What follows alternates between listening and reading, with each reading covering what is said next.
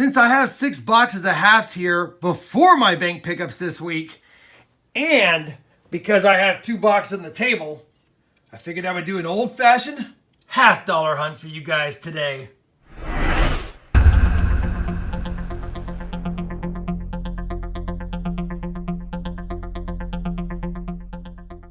Hey everybody, it's Rob with RobFindsTreasure, and that's right, I've got 8 boxes of half dollars, which is a good problem to have because just a few weeks ago, I couldn't get any. Now, part of me is worried about hunting these half dollar boxes because I usually like to keep them for my streams, but I'm feeling pretty good about my pickups this week, and I don't want to have too much half dollars, if you know what I mean, sitting around the house. Also, because the F boxes have been not as good lately, I figured I'd hunt a couple of them. Now, you'll recall last week we picked up 6 boxes, F1 through F6. We actually only hunted one of the boxes, and it was a complete skunker with only a couple of NIFCs. So I kept boxes 4, 5, and 6 as available for this week's streams and figured I'd grab the first 2 boxes, F1 and F2, to see if we get some goodies. I'm fully expecting to not get goodies. That's why I have my clad coinage varieties map, because at least at worst case, I'll be checking for any of the known varieties and airs that we can find in the clad years. Now, if I run across any silver, that would be awesome. I'll put it in my 2020 silver jar. And as always, if I get any NIFCs, which are not intended for circulation, any coins from 2002 to present, as well as 1987 and 1970, which is silver, by the way, then I'll put those in sets, which I'll have available on my site in a little bit, but not right now because we're still building those sets.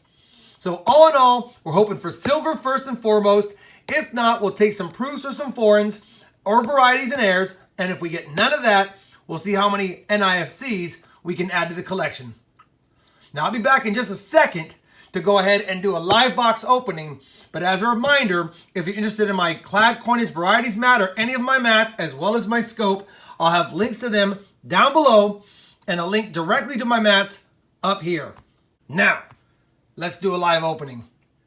Figured we'll start with F2 since it was on top, and we'll just crack it open and see if we can score anything lucky like an ender on top. I always get asked what an ender is. An ender is a coin at the end of the roll that we can see without opening the roll that has some kind of value. Let's see if we can see anything in this box. I don't see anything judging by the top side. Nothing is standing out. There's a few odd colored ones.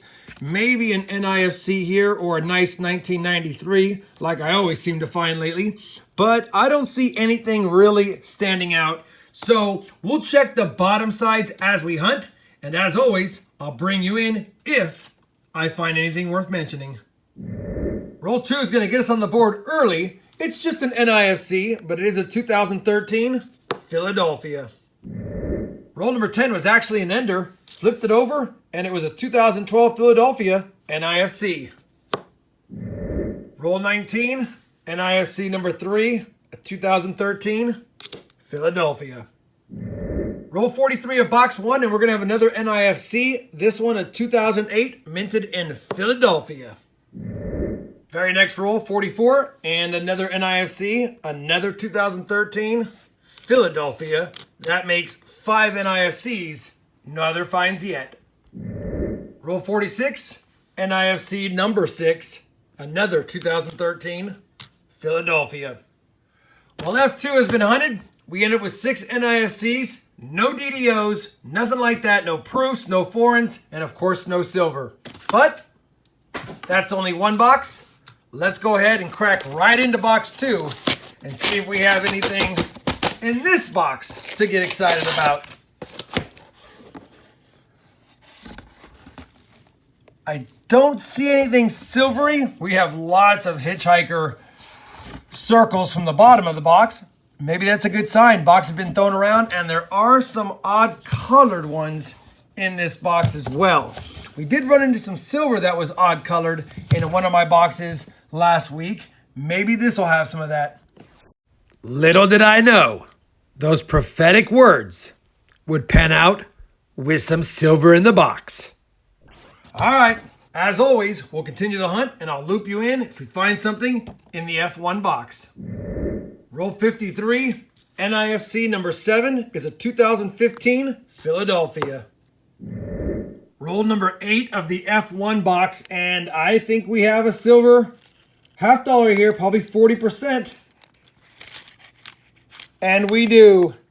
1967, first silver find of the hunt.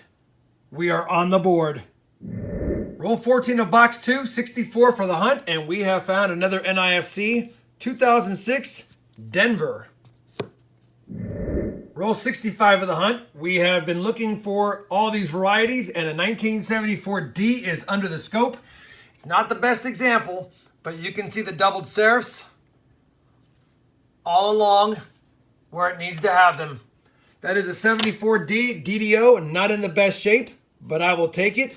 Either way, another find. And I didn't show it earlier, but I also found a pocket coin a few rolls ago. I just didn't want to film it because it's not in that great a shape. But whenever I see NIFCs, silver, DDOs, and pocket coins, box is hopeful for me that it's going to produce a few more finds.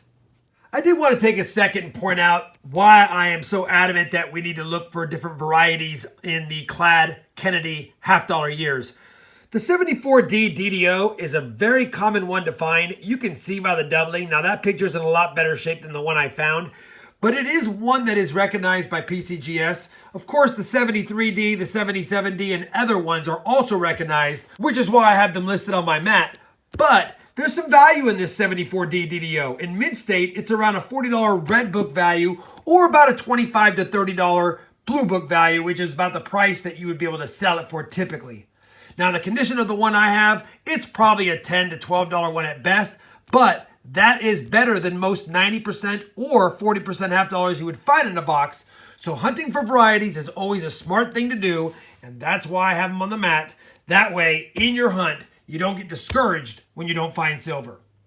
Now that I covered that, let's get back to the hunt. Roll 71, another NIFC, 2003 with the Ring of Death.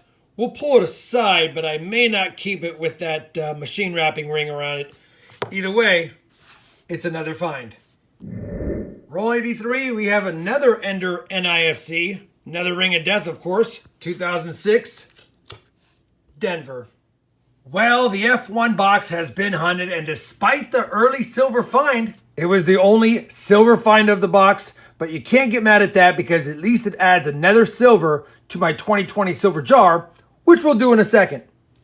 At the end of the day, we ended with 5, 6, 7, 8, 9, 10 NIFCs, which I'll add to my collection. We did find someone's pocket coin or pocket piece. This is something that somebody holds in their pocket, rubs on it for good luck. Who knows? Either way, we'll take it.